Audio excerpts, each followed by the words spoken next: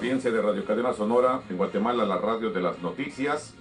Está con nosotros el expresidente de la República, Alfonso Antonio Portillo Cabrera. Transmitimos por 30 frecuencias vía satélite y también por Sonora TV, canal 19 de la televisión abierta. Expresidente Portillo, gracias por regresar a la Casa del Pueblo, también la casa. Muchas gracias, Arnulfo. Muy emocionado, muy contento, agradeciendo a Dios estar cumpliendo un año de mi regreso después de 5 años de encarcelamiento, y realmente es una bendición lo que he vivido en estos 365 días, de mucho cariño, de mucha solidaridad, de mucho apoyo, y agradezco a Dios y al pueblo de Guatemala que hoy estemos celebrando un año de mi regreso. Muchas gracias. Justamente un año. Un año. Sí.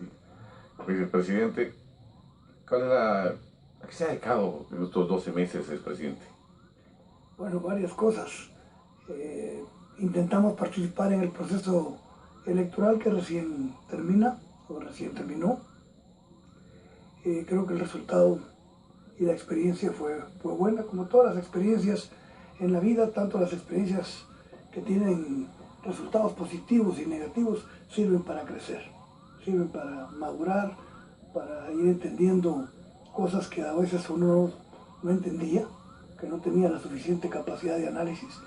Y todo es un aprendizaje. La vida es un proceso de aprendizaje constante, y más la política es fundamentalmente un proceso de aprendizaje, de enseñanza, de madurez, que le permite a uno ver las cosas de manera más prudente, más serenas, más ecuánimes. Y aparte del proceso electoral me he dedicado a dar conferencias. Hoy precisamente voy a Jalapa, al centro universitario, con los economistas. Estuve con los médicos en Coatepeque. El día 4 de marzo me toca con el Colegio de Economistas de San Marcos. Es decir, me he dedicado a lo que me dediqué durante mucho tiempo y que fue una de las grandes, o ha sido una de las grandes satisfacciones y grandes experiencias en mi vida, la docencia. Y hoy lo importante es estar hablando con la verdad, estar explicando qué es lo que está pasando en el mundo, qué es lo que está pasando en Guatemala, interpretar, analizar y leer correctamente los acontecimientos que vemos cotidianos. El país se está moviendo muy rápidamente, más rápidamente que nuestra mente. Por eso nuestra mente a veces va atrás de los acontecimientos y no entendemos. Y yo quisiera que hoy, si tuviéramos oportunidad, Arnulfo, tocáramos temas de lo que está viviendo hoy en este momento Guatemala. Porque creo que en este año que pasó, yo he visto cosas impresionantes, inusitadas, increíbles, que no podíamos concebir que se dieran. Es que cuando vino hace un año, expresidente, la situación era una a nivel político, y las cosas se dieron las manifestaciones, se dieron las investigaciones, y todo esto terminó con de una manera que hace un año nadie esperaba, y que en su momento se fueron transformando las cosas, y ahora hay otra percepción del país, que en su momento hace un año vino y dijo un discurso. Ahora, ¿cuál es la percepción? Sí. Sigo manteniendo lo que expresé el día de la conferencia de prensa, en el sentido de que el país necesitaba grandes acuerdos, que necesitaba sentarse a hablar, que se necesitaban grandes reformas estructurales en el país, en la economía, en lo político, en lo social. Lo sigo sosteniendo. Sin embargo, veo con cierto escepticismo el hecho de que muchos guatemaltecos no hemos entendido lo que estamos viviendo. Ni en la clase política, ni en la clase empresarial, ni en los sindicatos, ni en el movimiento popular. Es decir, seguimos viendo a Guatemala desde nuestro punto de vista, desde nuestros intereses, desde nuestras perspectivas, y perdemos el contexto, perdemos la totalidad de lo que está pasando en Guatemala. Guatemala está cambiando de manera impresionante, y lo podemos ver en hechos grandes y en hechos pequeños, ¿verdad? Si me permites leer, hay un gran economista a nivel mundial reconocido que se llama Moisés Naim, que se ha hecho famoso últimamente porque publicó un libro que se llama El fin del poder, que por cierto es un libro que les recomiendo a todos los que les interesa la política, Moisés Naim, y el libro se llama El fin del poder. Y hace unos días publicó un artículo que se llama El mundo en números. Yo solo voy a leer las primeras 3 líneas del artículo porque nos da una pauta y nos da un mensaje de qué es lo que está pasando en el mundo. Y dice, el mundo, así empieza el artículo, el mundo está cambiando a tal velocidad que nos es difícil procesar, interpretar y digerir la magnitud de esas transformaciones. Y más aún, anticipar sus consecuencias. Es decir, hay dos cosas que están sucediendo. El mundo está cambiando aceleradamente y nuestra mente no tiene la capacidad para entender lo que está pasando, de tan rápido que pasan y de tan profundos que son, que nuestra mente, que está acostumbrada a cierto estatus, a cierto contexto, a cierto ambiente, cuando se cambia esto, la mente le ha costado adaptarse. Pero lo más grave, dice Moisés Naim, es que ni siquiera somos capaces de prever las consecuencias de estos cambios. Es lo que está sucediendo en Guatemala. Guatemala está cambiando exageradamente y me alegra mucho porque hace unos 20, 25 días platicando con el jefe de gabinete de las Naciones Unidas, que es un guatemalteco de gran prestigio y de gran renombre, Edmund Mulet, me decía que según los números que tenía las Naciones Unidas, el único país en el mundo que no había avanzado, es decir, que no solo no había avanzado, sino que había retrocedido en los indicadores sociales, se llamaba Guatemala.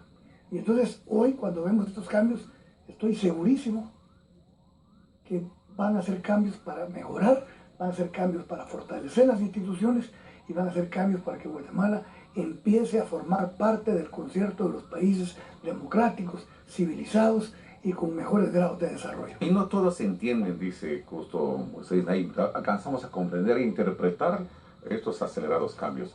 Bajo la perspectiva de Alfonso Portillo, ¿qué sectores no se atreven al cambio, no se suman a este cambio? Porque ya vimos el cambio en la clase política, que vamos a tener que analizar la política tradicional que ya se está quedando poco a poco atrás, y para que algunos las elecciones pasadas fueron la tumba de algunos partidos políticos y de algunos personajes. Pero ¿qué sectores no se suman a este cambio que es tan urgente para el país? Bueno, la vez pasada que estábamos platicando, que conversamos sobre temas similares a estos, Arnulfo, llegamos a la conclusión que Guatemala está en un periodo de transición. Y un periodo de transición quiere decir un periodo en el que se están dando grandes cambios y que se lucha, unos luchan porque las cosas cambien y otros luchan porque las cosas no cambien. ¿Quiénes son los que luchan porque las cosas no cambien? Indiscutiblemente los que están bien. ¿Para qué vas a cambiar si estás bien? ¿Para qué vas a innovar en tu empresa si la rentabilidad es alta? ¿Para qué vas a querer que se modernice el Estado si tú con tus prebendas y tus concesiones a partir del Estado estás bien y tus negocios funcionan? ¿De qué me sirve a mí querer cambiar cuando tengo un empleo en el que gano muy bien, estoy tranquilo, tengo mi casa, tengo mi carro, tengo mi familia estudiando bien, mis hijos estudiando? ¿Para qué voy a cambiar? ¿Quiénes son los que quieren el cambio? Los que quieren el cambio son aquellas masas y aquellos sectores que son dañados por el sistema. Un sistema económico que excluye a la mayoría de guatemaltecos y guatemaltecas, un sistema con grandes desigualdades sociales. El gran problema de América Latina hoy es la pobreza, pero más que la pobreza es la desigualdad que esa pobreza genera. Ese es el gran meollo del asunto. Queremos cambiar porque queremos mejorar. Y el que está bien, el que está en condiciones óptimas, no necesita cambiar. Pero resulta que ahora el mundo está cambiando aceleradamente y nadie se puede quedar a la saga, nadie puede estar a la cola. Esta estrategia global que tienen los países más desarrollados del mundo es: hay que poner al día a los países, hay que fortalecer las instituciones, hay que democratizar los países, hay que disminuir la desigualdad, hay que disminuir la pobreza. Yo recuerdo que cuando yo era presidente, había un presidente del Banco Mundial de apellido Wolferson, no me acuerdo el nombre en este momento, pero Wolferson era el apellido, y leí un discurso de él que me impresionó, presidente del Banco Mundial.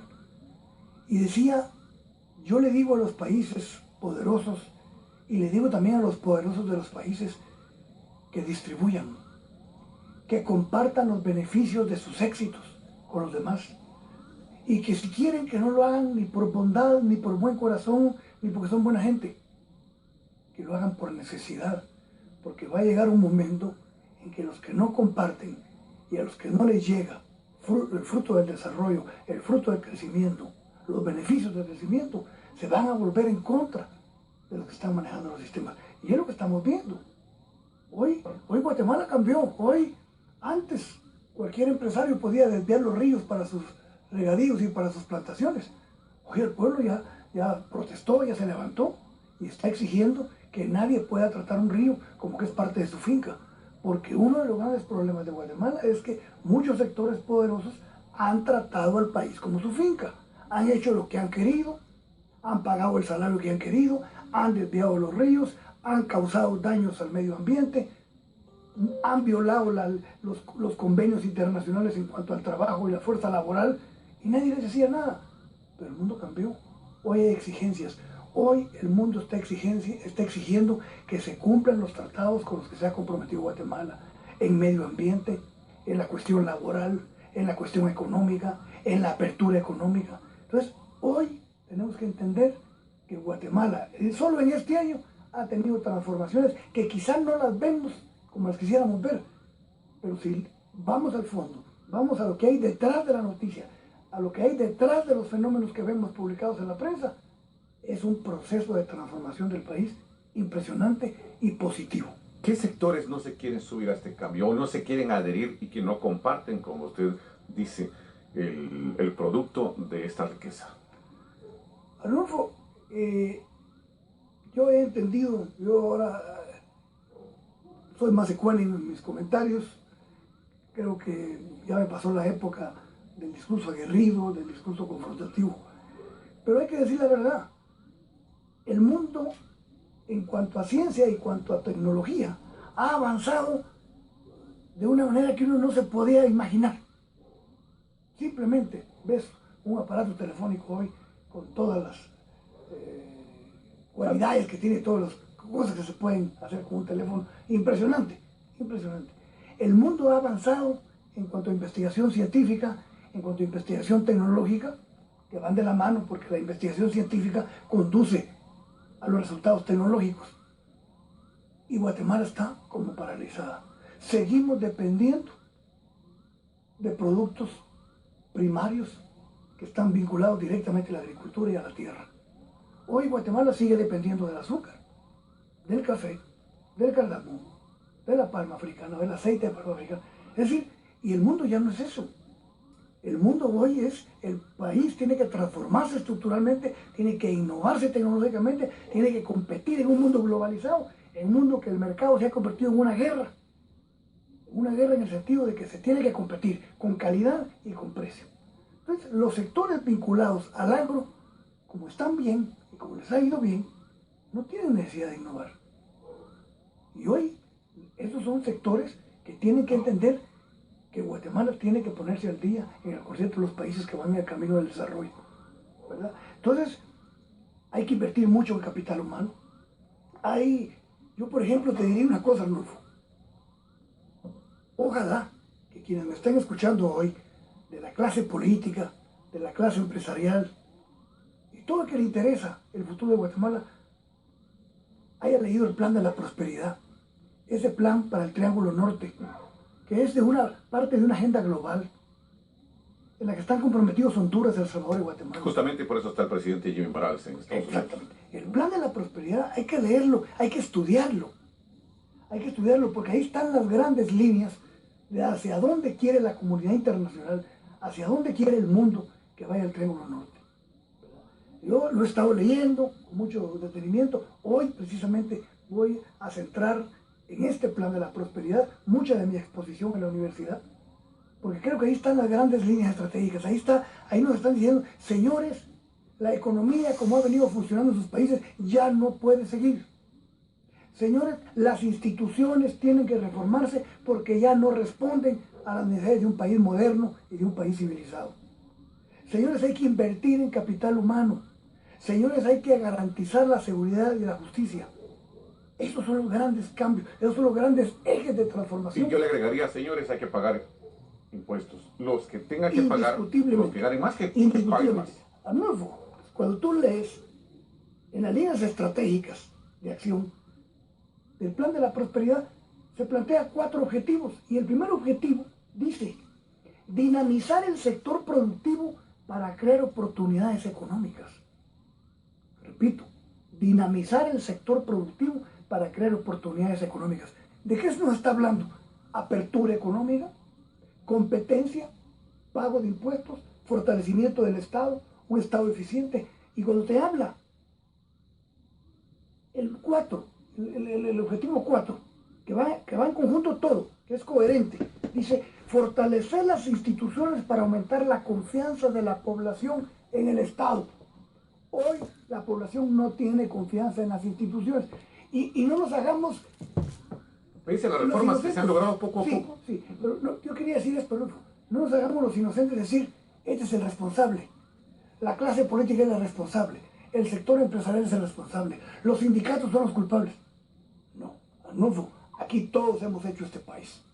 Cada quien hemos puesto nuestra colaboración para el desbarajuste, para el desequilibrio y el deterioro de las instituciones. La clase política, la clase empresarial, los sindicatos, todos hemos contribuido. Los militares, hemos contribuido al país que tenemos. No nos señalemos, no caigamos en el jueguito de que tú tienes la culpa y yo soy inocente. Los mismos medios aquí, de comunicación. así es, todos. Los medios de comunicación tienen responsabilidad. Un medio de comunicación que hace gran escándalo por un acto de corrupción en el sector público, pero que solo saca la noticia de un hecho de corrupción en el sector privado y después ya no saca nada, ese es un hecho de corrupción. ¿Por qué no se le da el mismo trato a la corrupción pública como a la corrupción privada?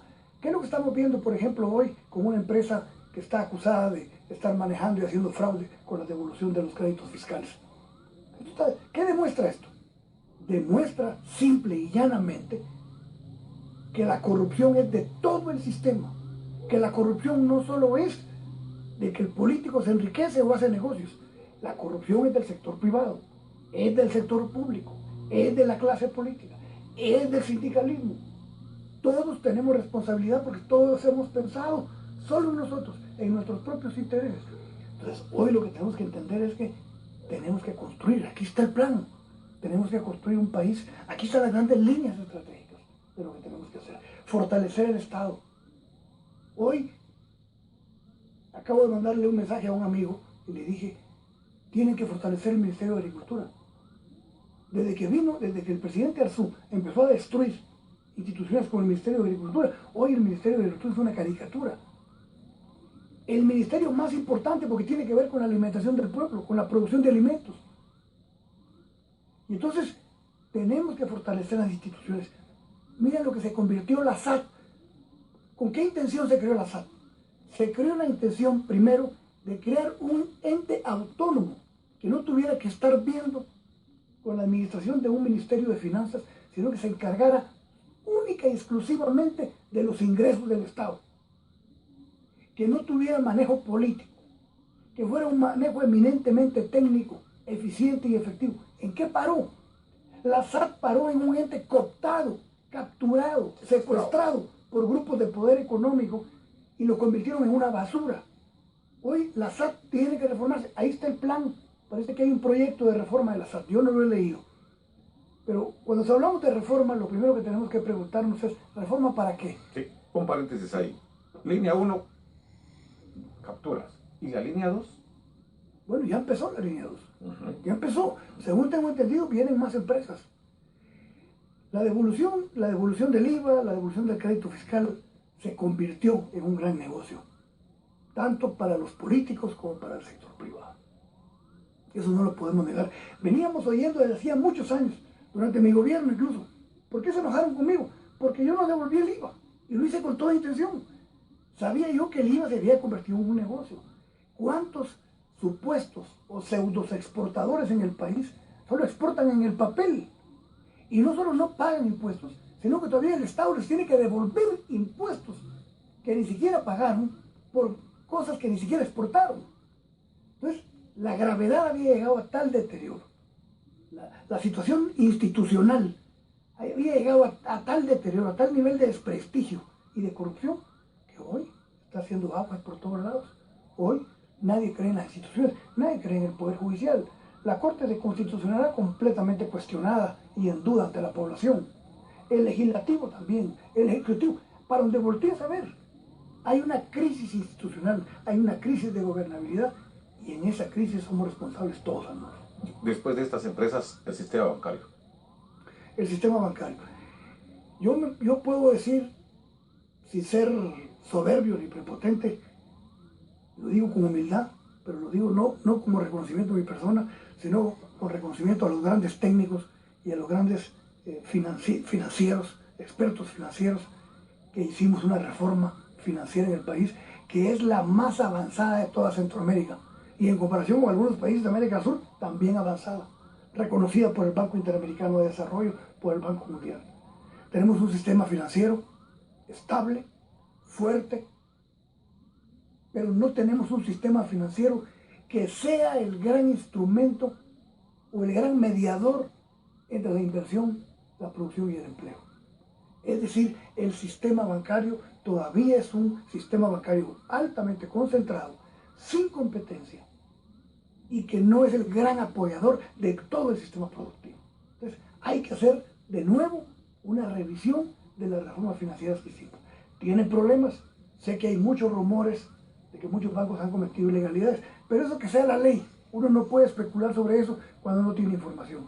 Lo que sí te digo es que esa transformación que viene va a abarcar bancos, sector privado, empresas productivas, sindicatos, partidos políticos. Hoy, cuando te hablo de las crisis institucionales, no existe sistema de partidos, no hay partidos políticos.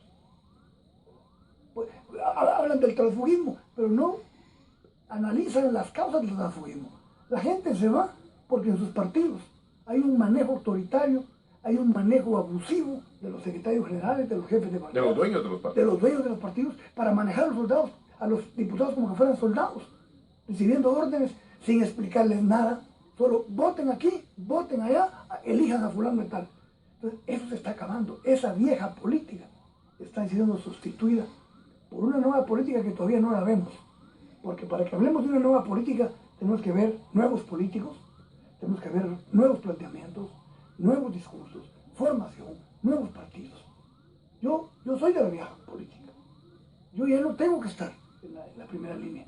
En la primera línea tienen que estar los jóvenes. Hay un montón de jóvenes, entre 20 y 25 años, que vienen empujando tremendamente en la política nacional. Y yo creo que ellos son el gran relevo que el país necesita desde el punto de vista generacional y político.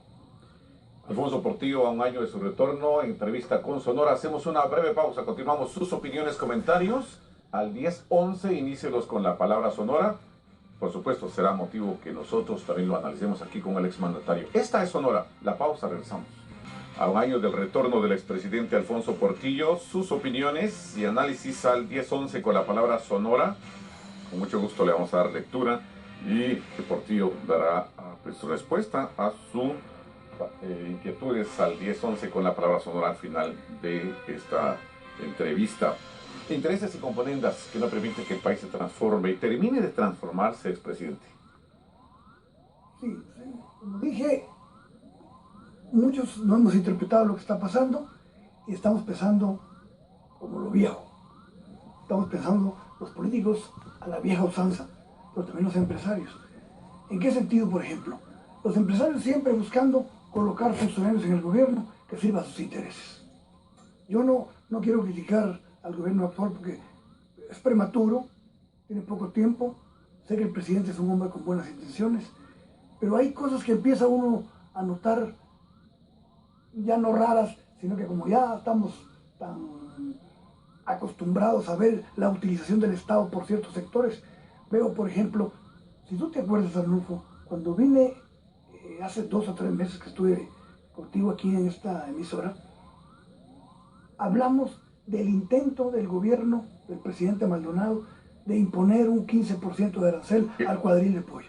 Bueno, lo tuvieron que cancelar porque hubo oposición de la gente, todos empezamos a dar nuestra opinión de que era una barbaridad seguir utilizando el Estado y el Ministerio de Economía al servicio de ciertos intereses. Incluso con los salarios diferenciados. Incluso con los salarios diferenciados. Bueno, hoy estamos viendo que, como no pudieron imponer el 15%, el Ministerio de Economía actual está buscando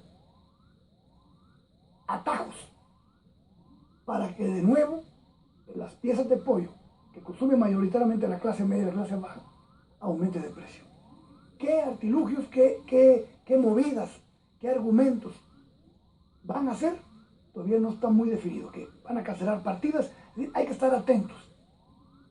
Y hay que estar atentos porque otra vez, yo pregunto, por ejemplo, del viceministro de Economía, el señor Lax, ¿está puesto ahí porque es un hombre capaz y porque entiende lo que necesita el país en cambios económicos? ¿O está ahí porque representa ciertos intereses? Entonces, hoy ya no nos podemos engañar. Hoy que no nos digan, este hombre está puesto ahí porque es súper inteligente, porque tiene doctorado en Harvard, porque eso no vale. Aquí lo que vale es qué intereses están representando. Y si el sector privado o ciertas partes del sector privado cree que va a seguir utilizando las instituciones del Estado, está completamente equivocado. Cambió la cosa. Hoy estamos bajo la lupa todos. Poder ejecutivo, poder legislativo, poder judicial, Corte de Constitucionalidad. Hoy viene ya la disputa por la Corte de Constitucionalidad. ¿Qué es lo que queremos en la Corte de Constitucionalidad? No queremos una Corte de Constitucionalidad que se convierta o que siga siendo la castradora de las políticas públicas. Y siguen todavía postulándose los mismos.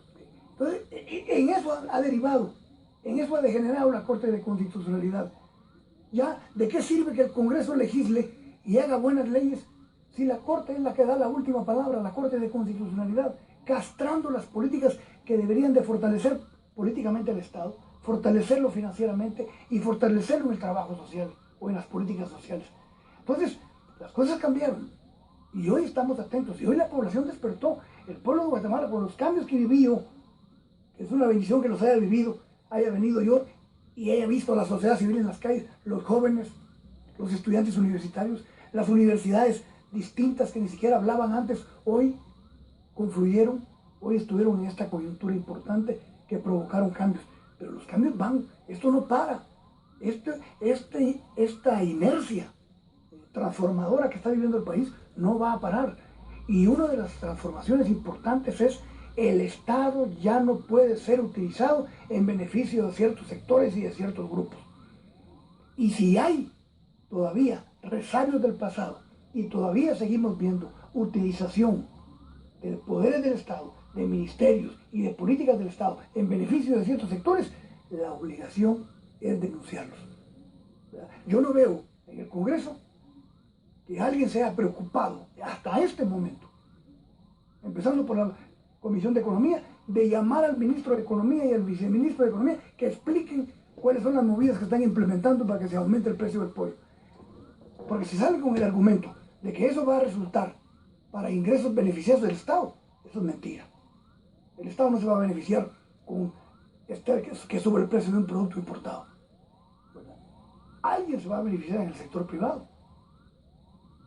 Si se beneficia o si se utiliza la política económica en beneficio de ciertos sectores y para encarecer la comida de la gente de Guatemala. Usted puede participar interactuando en nuestra cuenta de Twitter, @sonora969. Vamos a algún instante a trasladarnos al estudio B más adelante con Leslie Pérez para leer los mensajes que están llegando al Twitter, @sonora969, para que usted también se agregue a esta entrevista y también su opinión es muy importante y por supuesto para analizarlo aquí en esta entrevista con el expresidente Alfonso Portillo Cabrera. Estamos en una nueva pausa breve y continuamos con esta entrevista con el expresidente Portillo Cabrera a un año de su retorno. Cabrera, a un año de su retorno, el exmandatario del 2000 al 2004. ¿Qué hay a los mensajes de texto al 1011 con la palabra Sonora y también lo que dicen los seguidores de la cuenta de Twitter, @sonora969? Leslie Pérez, buenos días, le escuchamos en torno a lo que dicen los oyentes de Radio Sonora sobre el 1011. Vamos a estar con usted en unos instantes en lo que recopilamos los mensajes al 1011 y también a la cuenta de Twitter, @sonora969. Intégrese con nosotros en esta entrevista. El presidente Portillo, la ley de competencia para Guatemala en este marco de transformación. Fundamental. Además, contra el tiempo. En los acuerdos con la Unión Europea, Guatemala se comprometió a tener una ley de competencia antes del 30 de junio. Es decir, estamos contra el tiempo. Antes del 30 de junio, Guatemala tiene que tener una ley de competencia. ¿Por qué es importante bajo el punto de vista económico? Antes de decirte por qué es importante, te diría que una de las muestras, de los mejores ejemplos, de cómo los intereses económicos de ciertos grupos se siguen imponiendo en la política estatal, es que Guatemala es el único país de América Latina que no tiene ley de competencia. Y se han hecho seminarios, las universidades discuten sobre la competencia, hay universidades cuyo lema es la libertad económica, el libre mercado, pero en el discurso, en la práctica, fortalecen los monopolios, la concentración de capitales, los oligopolios y promueven la desigualdad. Tiene que haber una ley de competencia. ¿Por qué?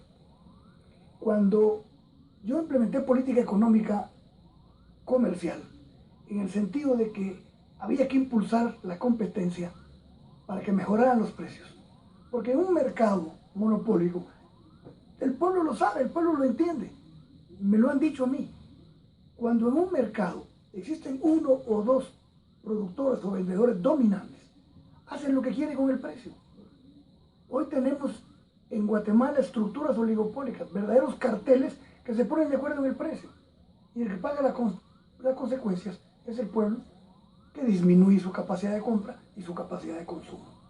Entonces, hoy en el mundo la promoción de la competencia es no solo para mejorar en cuanto a eficiencia, en cuanto a competencia, sino en cuanto a calidad, en cuanto a precio y en cuanto a mejorar la capacidad de adquisición del pueblo consumidor, de la gente que consume. Entonces, falso, una de argumentos que usaban, que ya no tienen validez, los argumentos de que iban a quebrar empresas, de que se iba a generar más desempleo, falso. El mercado de trabajo se adapta a las circunstancias económicas que tenga que enfrentar. La competencia, ¿cuál fue el error? Y que yo hoy lo reconozco. Y echó marcha atrás en todos aquellos acuerdos gubernativos en los que yo había liberado, como por ejemplo el cemento, la harina, el pollo, el azúcar. Entonces, ¿por qué no quieren competencia? Claro, porque entonces si no tienen competencia, tienen un mercado preso, tienen un mercado cautivo, las ganancias se incrementan de manera exorbitante. Necesitamos competencia. ¿Por qué necesitamos competencia? Primero, porque se va a beneficiar la calidad de los productos y se va a mejorar el precio de los productos. ¿Por qué? Porque las empresas tienen que aprender a competir. Hace unos días me mandó un mensaje una persona que pidió aceituno. Y yo no había leído esto. Hay un economista salvadoreño que publicó un libro, el economista se llama Rafael Segovia, yo quiero conseguir el libro, y hay un párrafo del libro donde dice, una de las cosas que tenemos que reconocer del gobierno de Portillo es que con su política económica obligó a las empresas y a los empresarios a ser más competitivos y a ser más eficientes. Cuando hay competencia, tú te esmeras por producir a menor costo, por producir en menos tiempo, por producir calidad y por producir a mejor precio para poder vender. Hoy en el mercado se debe competir con base en buena calidad y buen precio. Eso es lo que necesita el pueblo de Guatemala. No necesitamos que le estén poniendo aranceles artificiales a productos para beneficiar a los monopolios o a los productores internos. ¿Por qué vas a pagar un par de tenis en 280 quetzales aquí, si en Tapachula cuestan 150? Estás regalando más de 100 pesos a un productor ineficiente que no tiene competencia. La competencia es indispensable en el país y vamos hacia allá. Ya se opongan, antes manejaban a la Comisión de Economía, por eso tiene 20 años engavetada la ley de competencia en el Congreso, porque simplemente tenían cooptada a la Comisión de Economía, nunca tuvo dictamen favorable y nunca se discutió en el Pleno. Hoy se acabó eso. Y hoy creo que hay que exigirle a este Congreso que tiene que aprobar la ley de competencia. Sé que hay muchos diputados conservadores y que pertenecen a ciertos sectores empresariales que se van a oponer a la ley de competencia. Pero la población tiene que estar atenta y exigir y presionar a este Congreso para que Guatemala se ponga al día con todos los países latinoamericanos y tenga una ley de competencia que redunde en beneficio de la población. Revisamos las redes sociales. Adelante, Leslie Pérez. También los mensajes al 1011 con la palabra Sonora. Adelante, le escuchamos.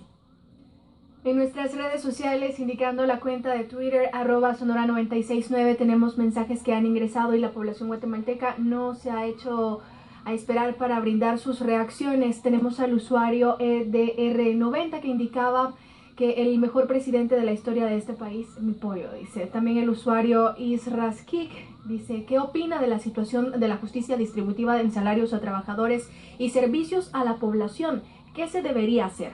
Mientras que José Guerra dice, Elic Portillo tiene razón, los mismos se aprovechan de las mismas instituciones. Mientras que me dicen Chano, dice, excelente programa, Sonora 969, #Alfonso Portillo, excelente entrevista, cómo los jóvenes entrar a la política cuando los partidos no nos dejan. Estas son las cuestionantes que plantean a través del Twitter, mientras que a través de nuestra bandeja de mensajes de texto al 1011 indican que, por ejemplo, ¿cómo se califica la falta de víveres en nuestro país? Otro mensaje dice, mis respetos siempre para un gran expresidente. Espero se mantenga congruente. Atentamente, Virginia Velázquez. Asimismo, dice, gracias, Alfonso, por tu brillante exposición en esta entrevista. Otro mensaje dice, Sonora, 5 años orando siempre por ti. Gracias a Dios porque logramos tu libertad. Atentamente, Janet Pérez, la incondicional.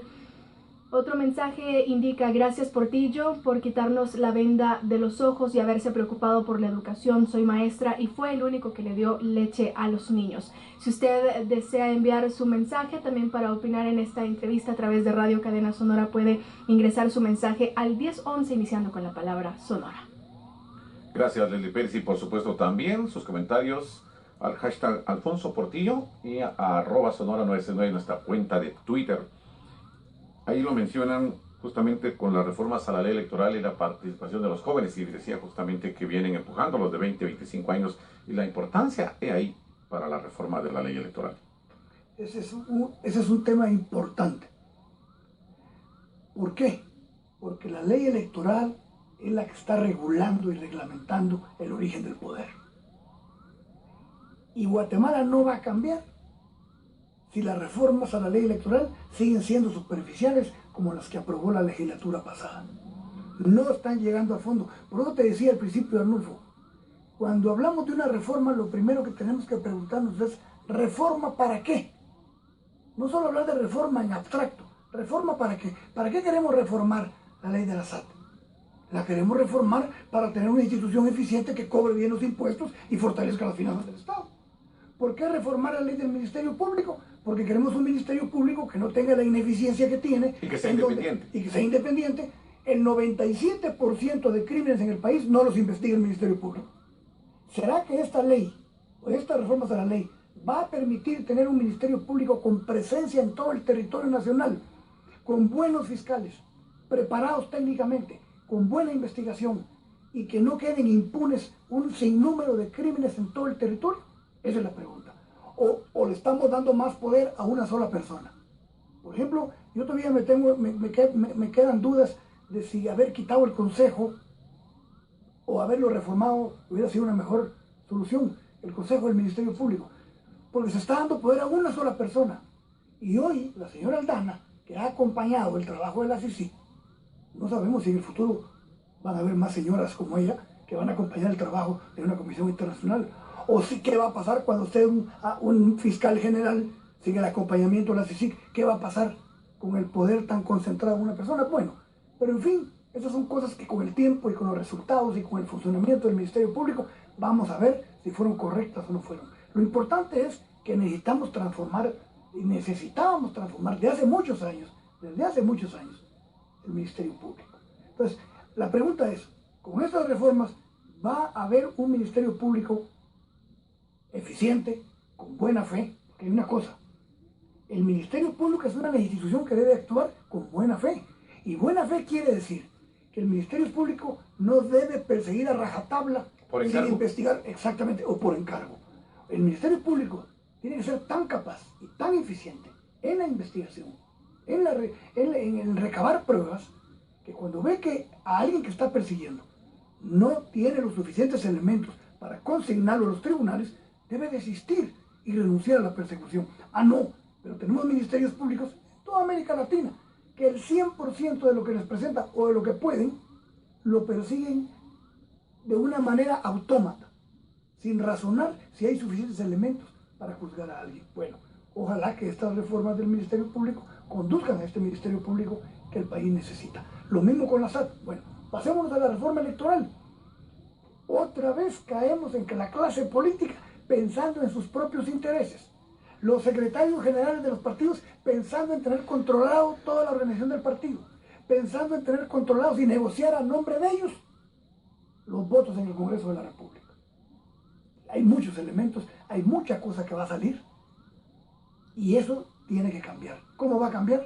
Hay que entrarle en serio a una reforma electoral. Hoy los partidos preocupados, los secretarios generales, por el transfugismo, pero no están preocupados porque no hay partidos, porque los partidos son empresas pequeñas que ponen unos financistas para que alguien quiera ser presidente de la República, pero nunca crearon un partido político con funcionamiento democrático, con fundamento ideológico, con formación, que piense en el país, que tenga programas, que tenga plan de gobierno.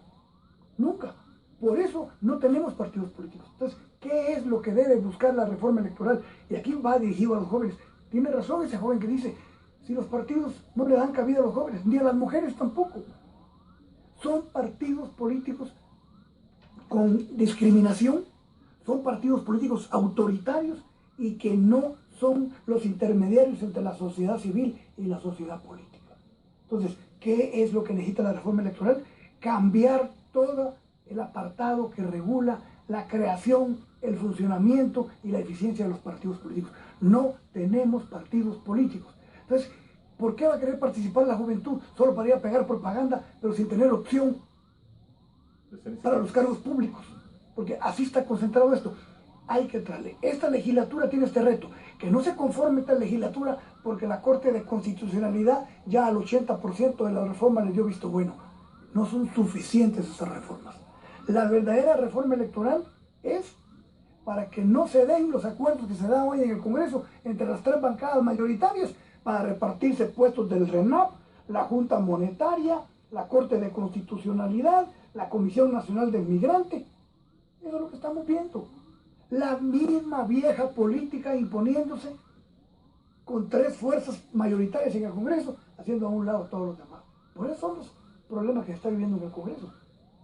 Si el Congreso tiene visión histórica, si tiene visión de largo plazo, si va a cumplir con su verdadero papel, tiene que traer una reforma electoral que democratice el sistema, que permita la competencia, que tengamos un sistema político.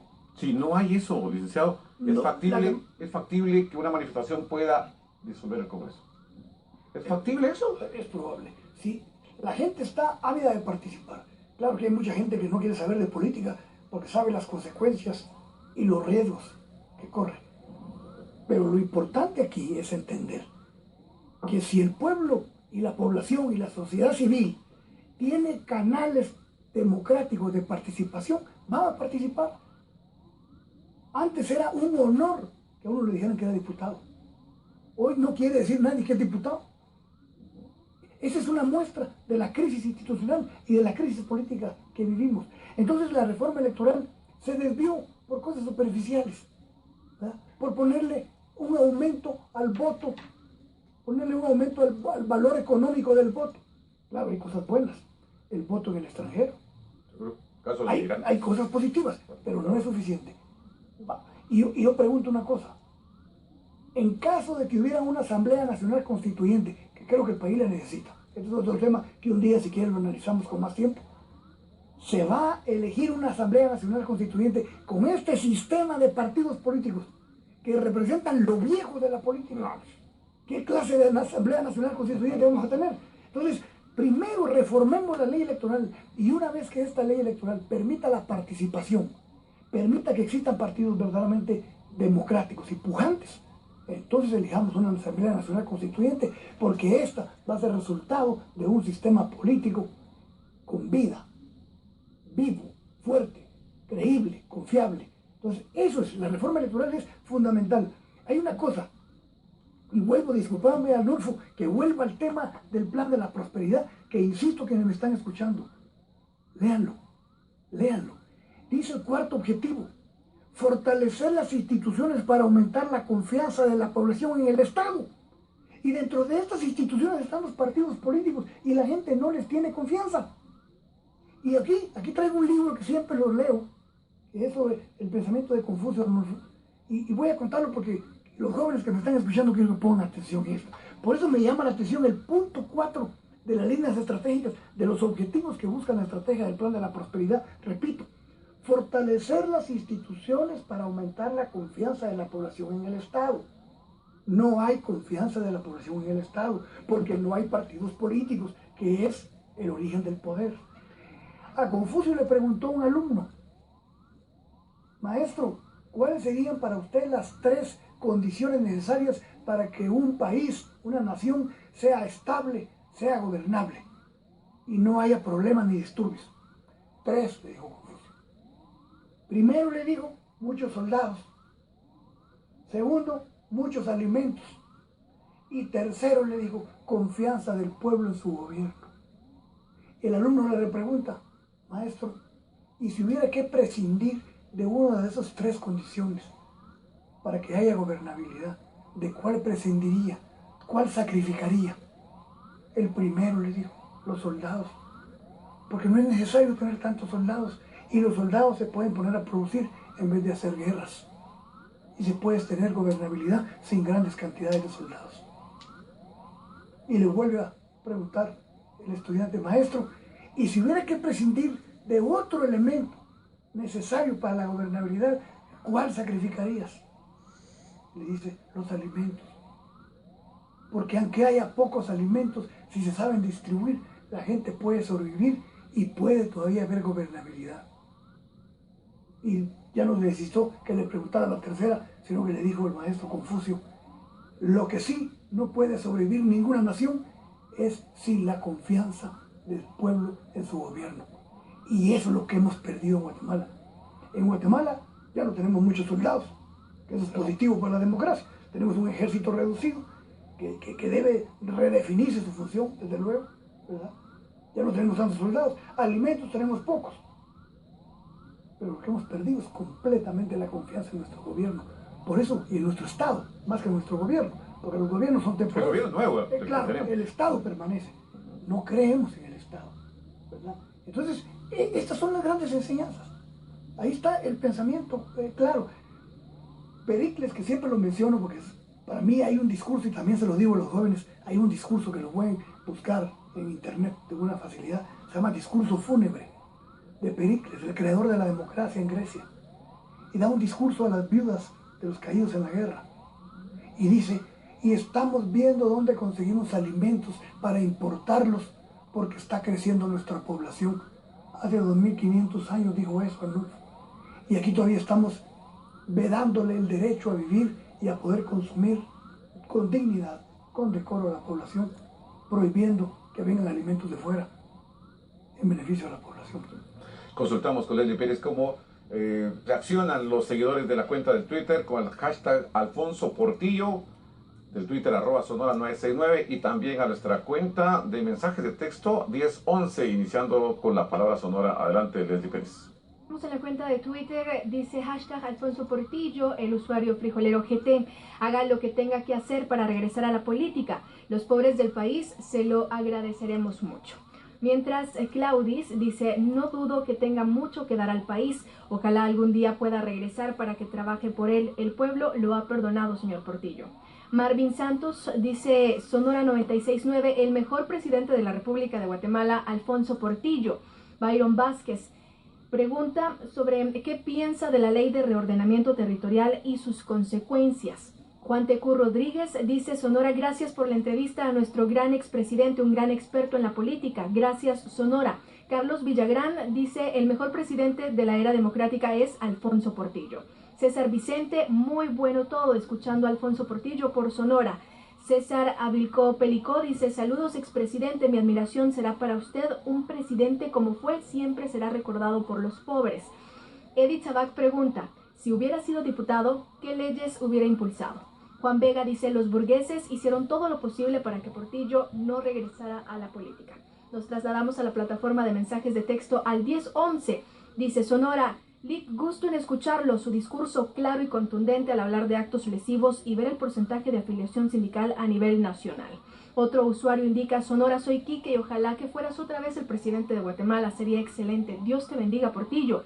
Sonora, saludos al mejor presidente que ha tenido Guatemala. Adelante, Portillo. Alvin Ramos, taxista. Desde Jutiapa le mandan saludos también a Portillo, mientras que la señora Esther Pelicó dice, Sonora, felicidades Alfonso, aquí en San Pedro, Yepocapa, te apreciamos por bajar el precio de la canasta básica. Y así continúan los mensajes y nosotros lo invitamos a que se comunique con nosotros a través de los mensajes de texto al 1011 o bien a través de las redes sociales en la cuenta de Twitter, @sonora969, utilizando el hashtag Alfonso Portillo. Bien, hacemos una breve pausa, cumplimos con nuestros patrocinadores, los comerciales, regresamos, estamos en entrevista con Alfonso Portillo. Estamos en la recta final en esta entrevista con el expresidente Alfonso Portillo, a un año de su retorno. Gracias por participar en el hashtag Alfonso Portillo. La cuenta de Twitter es @sonora969, mensaje de texto al 1011 con la palabra Sonora. El presidente preguntan en torno a la ley de reordenamiento territorial y sus consecuencias. Necesaria. Todas las reformas, todo lo que tienda o busque el reordenamiento del país, aquí hay que reordenar todo. Reordenar, es decir, volver a ordenar. Hay que reordenar la economía, hay que reordenar la política, hay que reordenar las políticas sociales, hay que reordenar el Estado, hay que reordenar el territorio. El problema, la mayoría de países de América Latina ya hicieron reforma agraria. No estoy hablando de que hagamos reforma agraria, pero hay que hacer un reordenamiento territorial en el cual uno de los puntos importantes es ver la legalidad y la legitimidad de la propiedad de muchos territorios y muchas propiedades en el país. El catastro tiene que seguir avanzando y tiene que tener finalmente un resultado que convenza de la legitimidad de cómo está la propiedad en el país. La propiedad sigue altamente concentrada. La propiedad no llega a la mayoría de la población que está siempre en minifundios y produciendo una agricultura de subsistencia. Entonces, el reordenamiento territorial es importantísimo como la reforma política, como la reforma económica y como la reforma social. Y creo que hay que entrarle sin temores. Hay que entrarle de buena fe, porque el problema es que siempre sentimos que hay intereses escondidos, que son legítimos. Es legítimo creer eso porque siempre hay a veces segundas intenciones.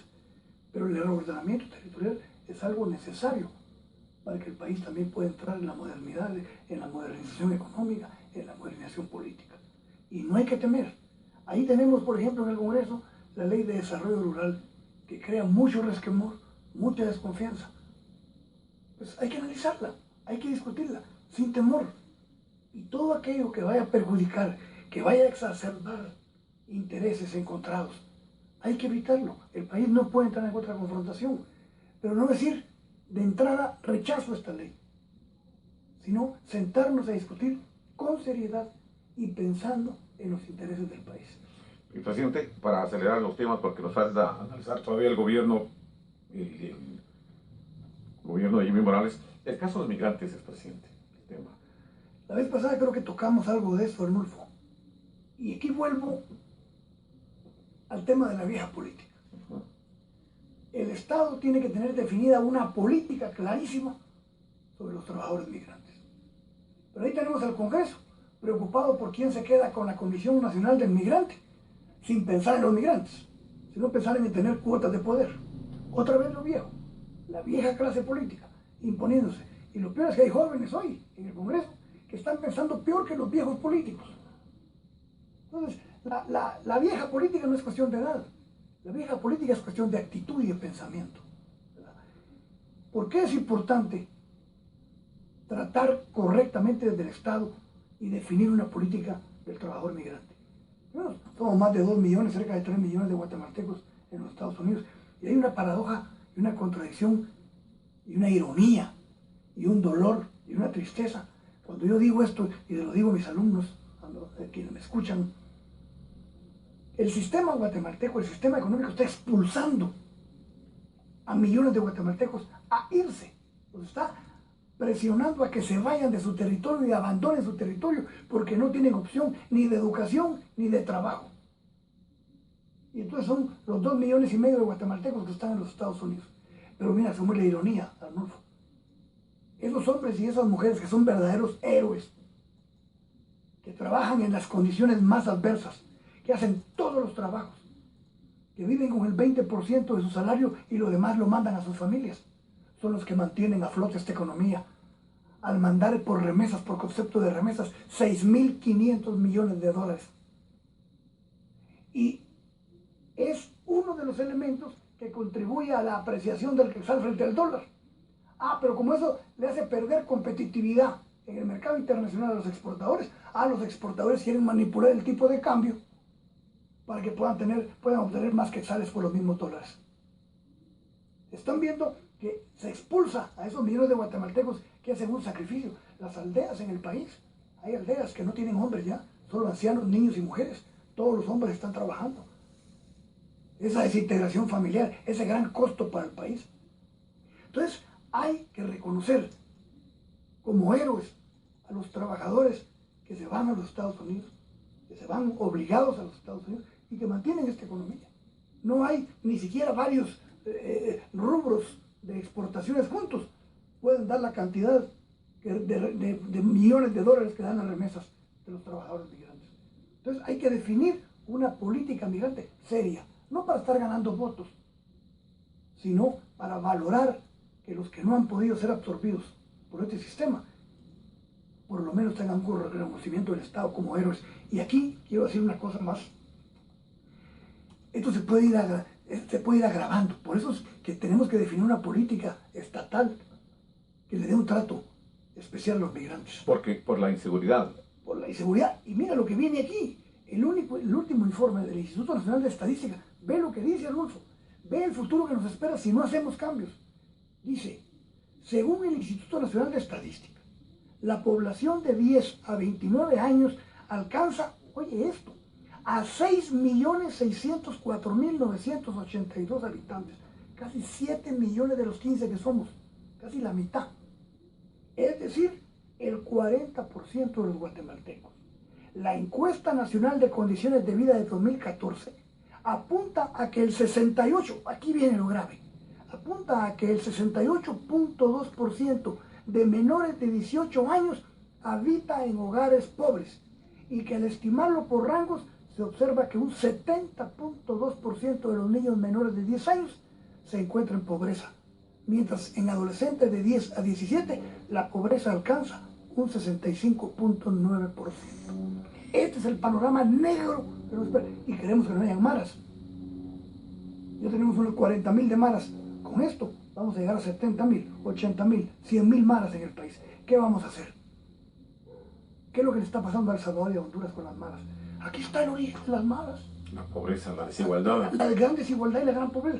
Estos jóvenes, que son el 40% de la población de hogares pobres, la pregunta es, ¿qué opciones tienen de trabajo y qué opciones de educación? Ninguna. Y aquí está en el plan de la prosperidad. Dice, el punto 2, desarrollar oportunidades para nuestro capital humano. Tenemos que invertir en los jóvenes. El título del documento es Radiografía de nuestra niñez. 1.600.000 niños no asistirán a la escuela en 2016. ¿Acaso no somos un país a punto de un gran desastre y de una gran confrontación? Esto nos tiene que llamar la atención muy profundamente, muy seriamente, Adolfo. Este es el futuro que nos espera. Grave si no hacemos los cambios hoy. Claro. ¿Qué opina Alfonso Portillo del incipiente gobierno de Jimmy Morales? Bueno, yo creo que vivimos un proceso electoral atípico. Ganó un candidato en el que nadie sembraba sus expectativas ni su confianza. Hizo una campaña inteligente, confluyeron un sinnúmero de elementos, se creó una coyuntura muy especial para que un candidato con su perfil lograra el éxito rotundo que obtuvo. Un apoyo popular impresionante. Creo que el presidente Morales es un hombre de buen corazón. Creo que es un hombre de buenas intenciones. Creo que es un hombre que le falta afinar su equipo de gobierno, va a tener que hacer un reajuste en estos primeros meses, pensando en una política de 4 años y de impulsar las reformas que el país necesita. Yo creo que hay que darle el beneficio de la duda. Creo que, como en alguna oportunidad, tuve la oportunidad de decírselo, que tuviera cuidado con ¿Ya los se reunió con ellos? Me he reunido con él, hemos platicado, y he platicado con todos los expresidentes, que creo que es correcto. Creo que la civilidad política habla de que los presidentes, en todo el mundo, los presidentes consultan a los expresidentes, a los ex primeros ministros, los invitan a actos conjuntamente para celebrarlo conjuntamente como hombres de Estado. Y creo que el presidente Morales es un hombre abierto, es un hombre inteligente, quizás es un hombre, es un hombre que no tiene la gran experiencia de la conducción del Estado, pero creo que con su inteligencia la va a adquirir rápido. Creo que el Congreso debe negociar con él, debe buscar un acuerdo con él. Creo que él también tiene que tender puentes con el Congreso. Y en beneficio del país, en beneficio de los grandes cambios que Guatemala necesita, yo creo que si el presidente Morales hace un pequeño reajuste, redefine las grandes líneas políticas, puede pasar un buen presidente en la historia de Guatemala. No hubo luna de miel, ¿verdad? Porque algunos sectores ya comenzaron a cuestionarlo los primeros días. Aquí la luna de miel solo existe en los papeles y en la boca de la gente. Nunca hay luna de miel entre los gobiernos y los medios de comunicación y la sociedad civil. Siempre nuestra sociedad es una sociedad de una cultura confrontativa. Pero eso, ¿qué importa? ¿Qué importa? ¿Qué calificación le da de 1 a 10? De 1 a 10. Bueno, es prematuro, ¿verdad?, poderlo calificar. Yo lo que diría, más que calificarlo, decirle que le doy el beneficio de la duda, creo en la buena fe de él, en sus buenos sentimientos, en la claridad que puede ir adquiriendo sobre los cambios que el país necesita, y diría que le auguro éxitos en muchas áreas. Bueno, para concluir, ¿qué dicen los oyentes de Radio Sonora, los seguidores de nuestras redes sociales? Leslie Pérez, en el hashtag Alfonso Portillo, y con nuestra cuenta de Twitter, @sonora969, y mensajes al 1011 con la palabra Sonora. Continuamos revisando nuestra bandeja de mensajes. Al 1011 ingresan bastantes respuestas a la convocatoria por parte de Radio Cadena Sonora. Un usuario indica: expresidente Portillo, en tu gestión ayudaste a la educación, diste desayuno y almuerzo a los niños, eres el único presidente que trabajó bien para su pueblo. Estoy contigo. Adelante, Portillo. Te saludo, Diego Azcabul, de Cerro de Oro, Atitlán. Sonora, señor expresidente, yo vivo en una colonia que era del desaparecido Bambi, que usted nos había pagado el saldo que debíamos, pero cuando entró el otro presidente no lo realizó. Gracias por tu intención de ayudarnos, dice. Otro oyente dice: buenos días, señor expresidente, soy pensionado del Estado. No me alcanza para sobrevivir con mi familia. Por favor, exponga el tema de las pensiones. Agradecido, atentamente, Pedro. Sonora, gracias, señor Portillo, por ser un buen presidente. Saludos desde Patsicía. Y también la familia Monroy de Totonicapán dice: ojalá vuelva a la presidencia. Sonora, felicitaciones, Alfonso Portillo. Y un último mensaje recibido desde Granados, Baja Verapaz, de parte de Margarita Sánchez, dice: felicidades, Alfonso Portillo, que Dios lo bendiga siempre. Y a nuestra cuenta de Twitter, el usuario Giancarlo Basque dice: Alfonso Portillo, el presidente del pueblo, gracias por hablar de todos esos temas. Saludos desde Santa Cruz de Quiché, el Quiché. Y también el usuario Emi Gris dice: felicidades, Alfonso Portillo. Muchas gracias, Leslie Pérez, por estos mensajes. Gracias a ustedes por comunicarse. Y, expresidente, esto del sindicalismo en educación es uno también de las preguntas de uno de los seguidores de la cuenta de Sonora. ¿Cómo ve la situación del sindicalismo? Qué bueno que tocamos el tema, ¿no? Porque tocamos la clase política, tocamos la clase empresarial, pero no tocamos el sindicalismo. Sí, y los pactos colectivos. Y los pactos colectivos. Hoy me he dedicado también a dar pláticas a sindicatos. Hace poco estuve en mi tierra hablando del aniversario de un sindicato de una embotelladora famosa a nivel mundial, y les hablé con claridad y les dije: gracias por invitarme, aquí vengo a hablar con la verdad, sé que algunas cosas no les van a gustar, pero creo que la libertad, como decía George Orwell, la libertad es decirle a la gente lo que no quiere escuchar, y a veces la verdad no la quiere escuchar la gente, quiere escuchar solo cosas bonitas, y para cosas bonitas también se puede mentir. Entonces hay que hablar con la verdad. Hoy a muchos sindicatos hay que hacerles ver que tienen que ser autocríticos. Se les fue la mano, abusaron de su poderío político y de su capacidad de negociación y se han ido pensando en sus propios intereses, olvidándose de la población. En el Ministerio de Salud están mejor los sindicatos que los pacientes que van al hospital. Hoy todavía el sistema de salud es una vergüenza. Es algo que duele, que llora sangre, aunque sea muy repetitiva y muy vulgarizada la frase, pero es terrible lo que pasa. Pero los líderes sindicales tienen responsabilidad en esto, porque solo están preocupados por su bienestar individual y no están preocupados por el bienestar de la empresa que pertenecen. Me dio mucho gusto que este sindicato, al que fui a hablarle sobre el sindicalismo en el siglo XXI, tenga una buena relación con sus patronos, que amen tanto sindicatos como gerentes, como ejecutivos, a la empresa, que es la que les da trabajo, que es la que si crece, crecen ellos. Si tiene beneficios y utilidades, también tienen beneficios y utilidades los trabajadores, que es el nuevo sindicalismo que se necesita. Hace poco vi una manifestación de más de 40.000 maestros, fue impresionante, y de beneficios laborales habló de lo que necesitaba el país. Demandaron al Estado, al Congreso y a todas las autoridades cambios, reformas institucionales, reformas económicas. Ese es el nuevo sindicalismo. Si el sindicalismo magisterial sigue con esa tónica, la gente va a empezar a creer en ellos. Hoy todavía está muy cuestionado el sindicalismo, no solo en el del magisterio, en todas las áreas sociales y económicas del país, el sindicalismo está cuestionado y señalado. Si el sindicalismo se sube al carro de la reforma, de los cambios que el país necesita, y no solo se preocupan por sus intereses gremiales, sino por los intereses del país, porque si le va bien al país, nos va bien a todos. Guatemala va a cambiar. Así es. Sobre esa base nos quedamos. Si nos va bien en el país, nos va bien a todos, y sobre ese marco esperamos ahora que Guatemala se transforme. Expresidente Portillo, gracias. Quedan muchos temas en el ambiente. Agradecemos a las personas que se comunicaron con nosotros, tanto por el hashtag Alfonso Portillo como por los mensajes de texto, pero habrá una próxima oportunidad para tocar este y muchos temas más aquí con el expresidente a un año de su retorno. Expresidente, gracias por estar en Sonora, la radio más escuchada del país. Al contrario, Arnulfo, para mí es una doble alegría, primero estar aquí, saludarte, agradecer todos los comentarios de la gente, agradecer nuevamente el cariño y ese amor manifestado en mi persona, que me hace sentir, pues, de manera muy sencilla y humilde lo digo, el hombre más feliz.